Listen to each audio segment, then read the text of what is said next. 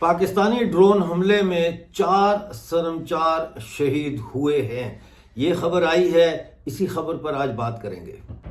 بلوچستان کے حالات سے ہر وقت باخبر رہنے کے لیے خبریں اور تجزیہ ڈاکٹر امجد ایوب مرزا پیش کرتے ہیں۔ پلیز چینل کو جوائن کیجیے۔ ویورز، جیسا کہ آپ نے تھمبنیل پہ دیکھ لیا ہے، یونائٹڈ بلوچ آرمی کے 3 اور بلوچ لبریشن فرنٹ کے 1 سرمچار پاکستانی ڈرون حملے میں، ٹارگیٹڈ ڈرون حملے میں جس میں گائیڈڈ میزائل استعمال کیا گیا، شہید ہوئے۔ یہ واقعہ ہے 4 نومبر کا۔ خبر کچھ اس طرح ہے ناظرین کہ 4 نومبر کو صبح 7:30 بجے کلات کے علاقے کوہ نگائی کے پہاڑی سلسلے میں پاکستانی فضائیہ کے ڈرون طیارے کی مدد سے گائیڈڈ میزائلوں سے حملہ کیا گیا، جس کے نتیجے میں بلوچ لبریشن فرنٹ کے 1 سرمچار اور یونائٹڈ بلوچ آرمی کے 3 سرمچار جو ہے وہ شہید ہو گئے۔ کہا جاتا ہے کہ ڈرون حملے کے بعد جو آگ بھڑکی اس نے ارد گرد کی زمین کو بری طرح سے جلا دیا، جبکہ قریبی چٹانوں اور پتھروں پر ایسے غیر معمولی نشانات بھی پائے گئے جو اس امر کی نشاندہی کرتے ہیں کہ ہتھیاروں میں کیمیائی عنصر شامل تھا، کیمیکل ویپن۔ حملے نے نہ صرف مقامی ماحول کو شدید نقصان پہنچایا بلکہ علاقے کے قدرتی توازن پر بھی گہرے اثرات چھوڑے ہیں۔ ڈرون حملے کے نتیجے میں شہید ہونے والے سرمچار ڈاکٹر مدثر شاہوانی عرف سربلند بلوچ، شہید شہباز خان بڈانی مری عرف پیر جان، اور شہید شاکر جتوئی بلوچ عرف رودین بلوچ، اور شہید حارث محمد شبی بلوچ عرف آفتاب بلوچ، یہ اس میں نام دیے گئے ہیں پریس ریلیز میں۔ اور جو شہید ڈاکٹر مدثر شاہوانی بلوچ ہیں، ان کا تعلق BLF سے بتایا جاتا ہے، جبکہ باقیوں کا تعلق جو ہے وہ یونائٹڈ بلوچ آرمی سے بتایا جاتا ہے۔ یہ ایک بڑی خبر ہے، اور یہ اس لیے بڑی خبر ہے کہ یہ ایک بڑا نقصان ہوا ہے بلوچ یونائٹڈ بلوچ آرمی کا، اور ظاہر ہے BLF کا بھی۔ اور یہ خبر جاری کی ہے مزار بلوچ نے، جو ترجمان ہے یونائٹڈ بلوچ آرمی کے۔ اس کے علاوہ ناظرین، بلوچستان کی مختلف تنظیموں نے یہ دعویٰ کیا ہے کہ انہوں نے حالیہ حملوں میں کم سے کم 7 پاکستانی فوجی ہلاک کیے ہیں۔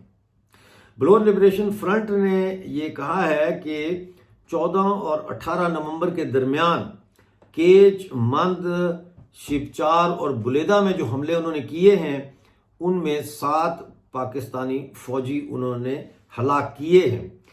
17 نومبر کو BLF کی سٹیٹمنٹ آئی تھی میجر گہرام بلوچ کی۔ انہوں نے یہ بتایا کہ ایک برج جو ہے، پل، وہ بھی مند تربت ہائی وے پر جو ہے کوہ دگار کے ایریا میں اس کو تباہ کیا گیا ہے، اور یہ دھماکہ 14 تاریخ کو کیا گیا تھا۔ اس کے بعد 16 تاریخ کو BLF کے سرمچار جو ہے، انہوں نے ایک کانوائے پر، ایک گشتی ٹیم پر حملہ کیا شاند اور دریائے چم، یہاں پہ یہ مند کے علاقے میں ہیں۔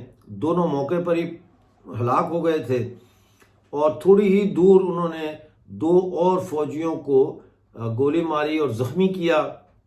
اس دوران ہیلی کاپٹرز آ گئے پاکستانی فوج کے، اور لیکن BLF کے سرمچار جو ہے وہ بحفاظت وہاں سے نکل گئے۔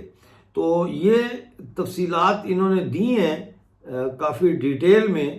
بلوچ لبریشن آرمی اور بلوچ ریپبلکن گارڈ جو ہے کئی جگہ پر مشترکہ کارروائیاں اب کر رہے ہیں پاکستانی فوج کے خلاف۔ اس کے علاوہ ناظرین، جبری لاپتہ افراد کا سلسلہ جاری ہے۔ آج 18 نومبر کو جو ہے وہ رات کو موٹر سائیکل سوار آئے 2، اور وہ درجان ولد شیران کو ایک دکان کے سامنے بندوق کے زور پر اپنے ساتھ جبری طور پر لے گئے۔ ابھی تک ان کا کچھ پتہ نہیں ہے کہ وہ کہاں ہیں۔